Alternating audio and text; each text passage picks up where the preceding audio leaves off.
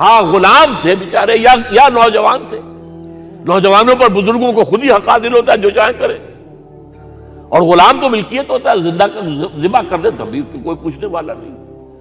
تو جو بیت رہی تھی بلال پر، ابو فقیہ پر، زنیرہ پر، جو ان پر بیت رہی تھی، جو خباب پر بیت رہی تھی، جس طرح ہلاک کیا گیا ہے حضرت سمیہ کو، حضرت یاسر کو، یہ ساری تکلیفیں انہیں بھی تھیں. لیکن کیا اس کا یہ بالواسطہ ایذا محمد کے لیے نہیں تھا صلی اللہ علیہ وسلم. آپ کے ساتھی آپ کی جانثار ہیں، لیکن آپ ان سے بھی کیا کہیں، فصبروا فصبروا فصبروا. جب ابو جہل بدترین ٹارچر کر رہا تھا حضرت سمیہ اور حضرت یاسر کو رضی اللہ تعالی عنہما، آپ کے علم میں ہے کیسی کیسی ٹارچر کی ہے. جوان بیٹے کو باندھ دیا ایک ستون کے ساتھ، اس کی نگاہوں کے سامنے برہنہ کیا ہے ماں کو.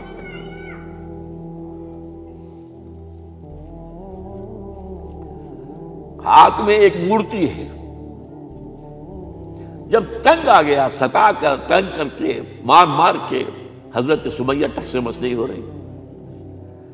کہتا ہے تم ایک دفعہ کہہ دو سمیہ کہ ہاں اس مورتی میں بھی کچھ ہے، میں تمہیں چھوڑ دوں گا. انہوں نے تھوک دیا، برچھا مارا ہے شرمگاہ کے اندر.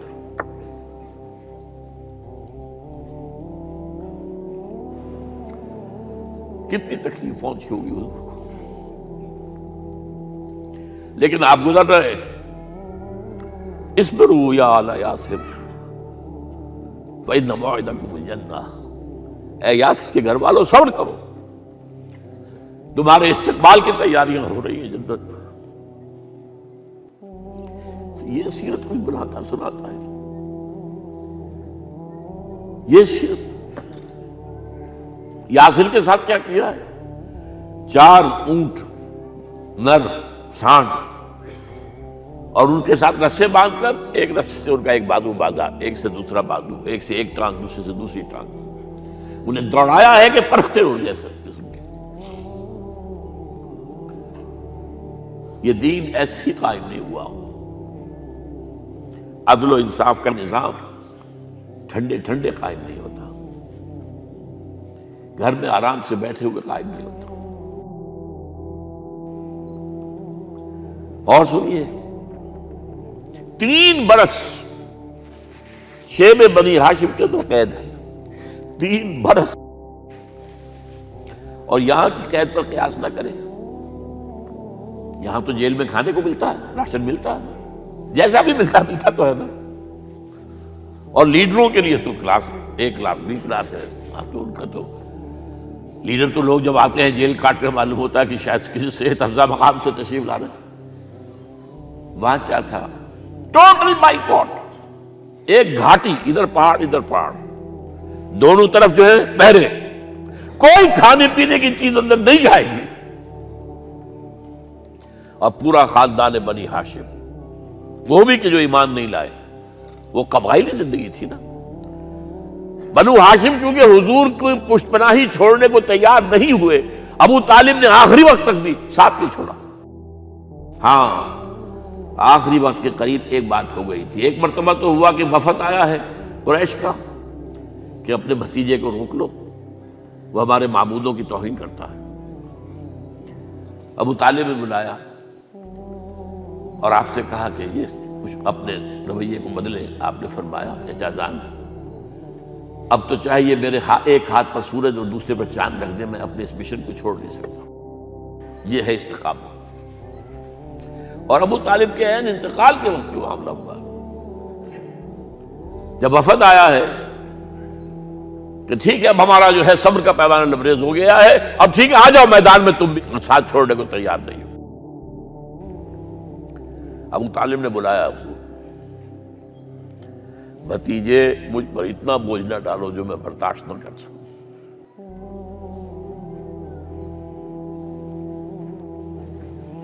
حضور کی آنکھوں میں آنسو آ گئے.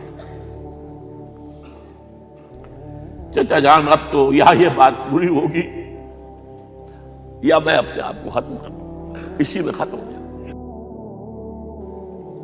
بہرحال شیب بنی ہاشم میں 3 برس اس حال میں گزرے ہیں ٹوٹل بائیکاٹ، کوئی کھانے پینے کی نہیں۔ کچھ لوگ تھے شریف النفس، مثلا حکیم بن حزام تھے رضی اللہ تعالیٰ، اور بعد میں ایمان لے آئے۔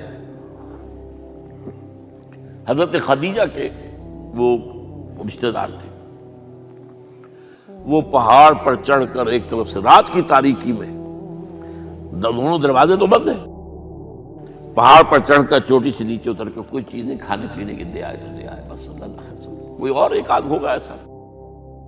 یہاں تک نوبت آئی ہے کہ بنی ہاشم کے یہ پھول جیسے بچے معصوم بھوک سے بلبلا رہے ہیں، اور اس کے سوا کچھ نہیں ہے کہ سوکھے چمڑے ابال کر اس کا پانی ان کے حلق میں ٹپکا دیا جائے۔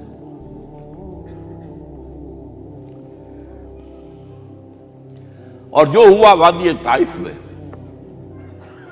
جب مکے والوں نے فیصلہ کر لیا کہ آپ قتل کر لو، ابو طالب بھی فوت ہو چکے ہیں، اب کوئی اندیشہ نہیں، کوئی خانہ جنگی شروع نہیں ہوگی، کوئی انٹرا ٹرائبل وار نہیں ہوگی، تو آپ طائف گئے ہیں۔ شاید وہاں کے 3 سردار تھے بڑے، اور یہ طائف اصل میں قریشی کا سمجھیے کہ یہ ان کا گرمیوں کا یہ صحت افزا مقام تھا۔ یہ تمام جو سردار تھے مکے کے، ان کی جائیدادیں وہاں تھی، باغات تھے، اور وہاں کے بھی 3 سردار تھے، تو شاید ان میں سے کسی کو اللہ توفیق دے دے۔ وہاں گئے ہیں اور صرف ایک ساتھ ہیں، حضرت زید بن حارثہ، حضرت ابو بکر بھی ساتھ نہیں، سائے کی طرح ساتھ رہنے والا بھی ساتھ نہیں تھا۔ وہاں جا کر جو آپ نے تینوں سے بات کی ہے، تینوں نے وہ باتیں کہی ہیں جو کلیجے کو چیر جائیں۔ تمہارے سوا کوئی اللہ کو نہیں ملا تھا رسول بنانے، جاؤ چلے جاؤ۔ ایک کہتا ہے فوراً چلے جاؤ یہاں سے، اس لیے کہ ہو سکتا ہے کہ تم سچے ہو تو کہیں میں تمہاری توہین نہ کر دوں، اور یہ بھی ہو سکتا ہے تم جھوٹے ہو تو جھوٹے کو میں منہ نہیں لگانا چاہتا۔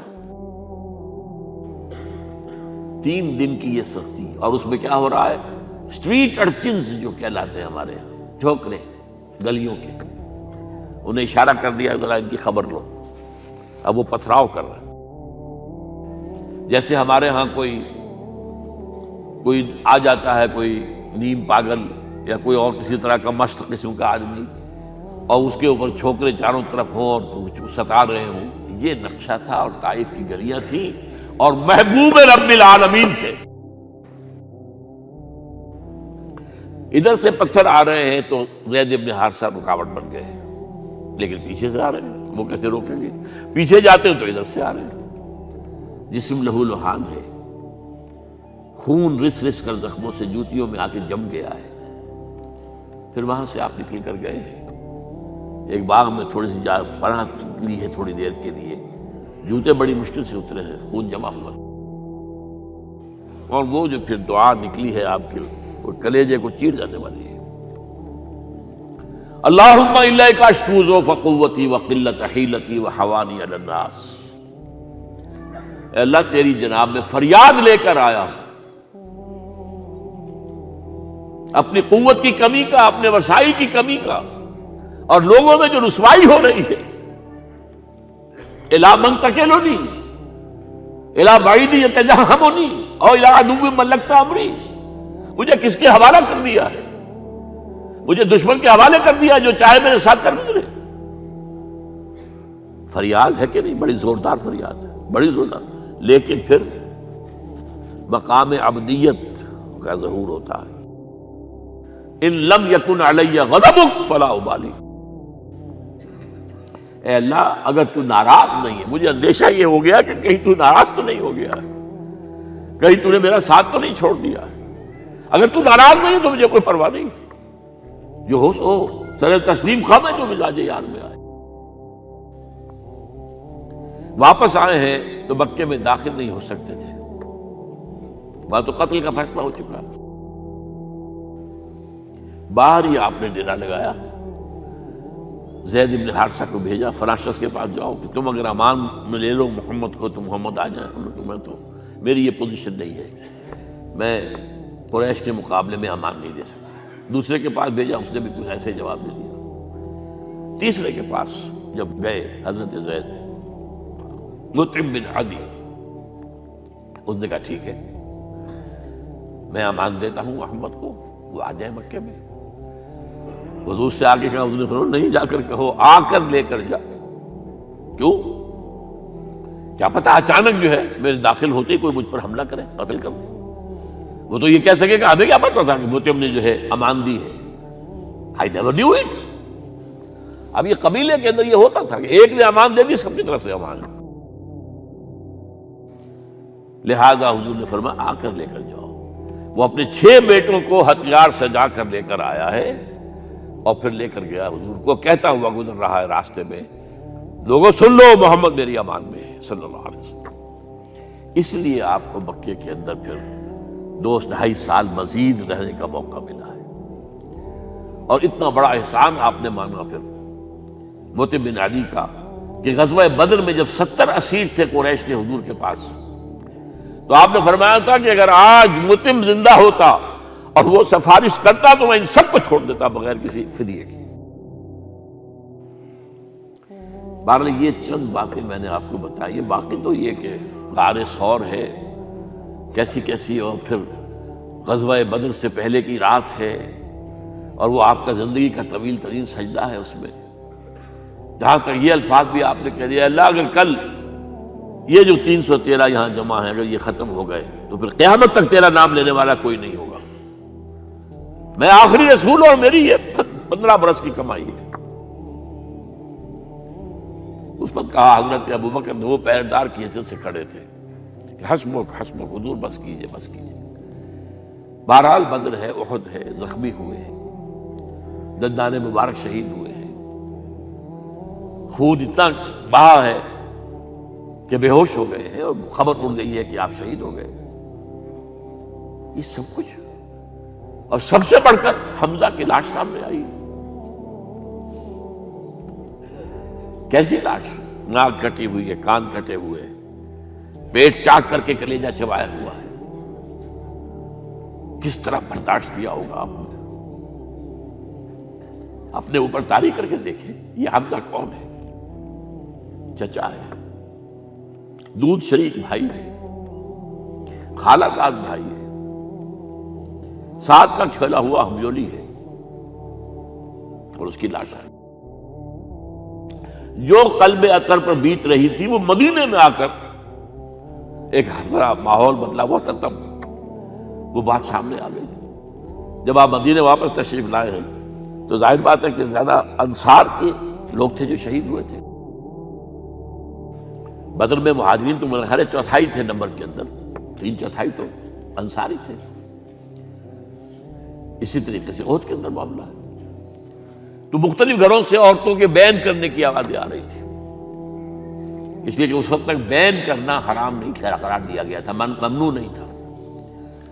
آوازیں سن کر حضور کی زبان مبارک سے نکل گیا، اما حمزہ تو فلا بواکی لہو، ہائے حمزہ کے لیے تو کوئی رونے والی بھی نہیں ہے۔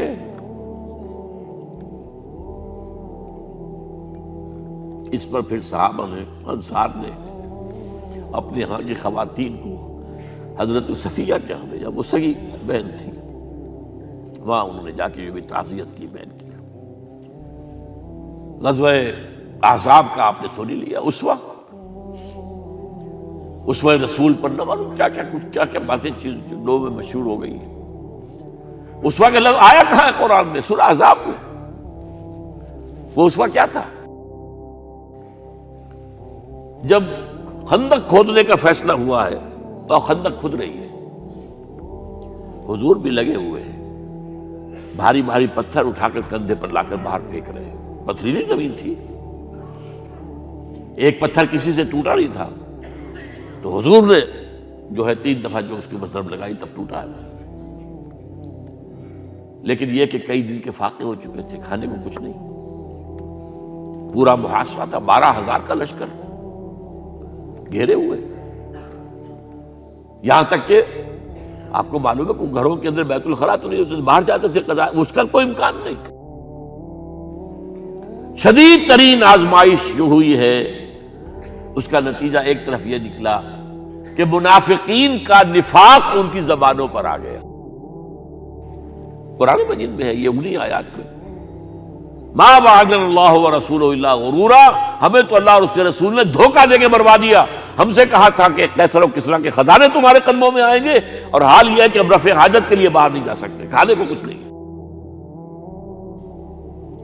اس وقت کچھ صحابہ آئے ہیں حضور صلی اللہ علیہ وسلم سے، دیکھیے فاقے سے کمر دوہری ہوئی جا رہی ہے، ہم نے اپنے پیٹوں پر پتھر باندھے ہوئے، چادروں کے ساتھ پتھروں کسا ہوا تاکہ کمر سیدھی رہے۔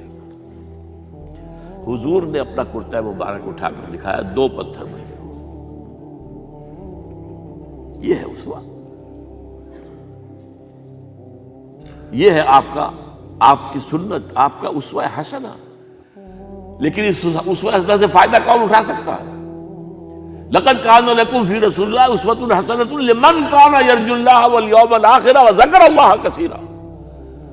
اسوہ تو اپنی جگہ ہے، قرآن میں ہدایت سب کے لیے، ھدی للناس، لیکن فائدہ اٹھائیں گے صرف متقین، ھدی للمتقین ہے سب کے لیے، اسوہ سب کے لیے ہے، لیکن استفادہ وہی کر سکے گا جو 3 شرطیں پوری کرے: اللہ اور یوم آخر پر ایمان، اور اللہ کا ذکر کثرت کے ساتھ کرے۔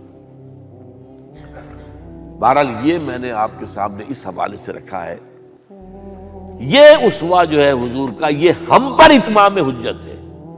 دیکھیے نوٹ کیجئے، پوری نوع انسانی پر اتمام حجت، اسلام کا نظام عدل اجتماعی جو قائم کر کے دکھا دیا، حجت قائم ہے۔